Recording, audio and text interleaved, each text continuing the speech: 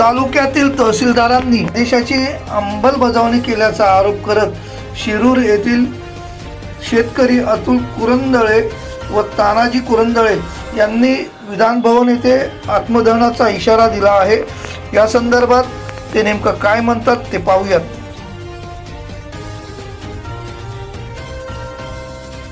नमस्कार, मी अतुल पंडित कुरंदळे, आमचे चुलते तानाजी कुरंदळे व सुखदेव कुरंदळे यांच्या मालकीच्या अण्णापूर ताशिरूर पुणे येथील जमीन गट नंबर 3462 बाबत ते प्रतिवादी नसताना तत्कालीन तहसीलदार रणजित भोसले यांनी खोटा आदेश दिला।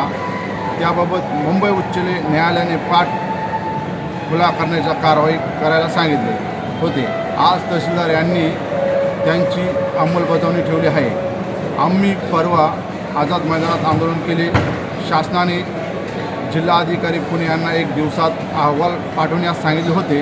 आमच्या मालकीच्या जमिनीबाबत परस्पर निर्णय देण्याचा अधिकार तहसीलदार यांना कायद्याने नसताना त्यांनी गैरकृत्य केले, न्यायालयाची दिशाभूल केली आहे।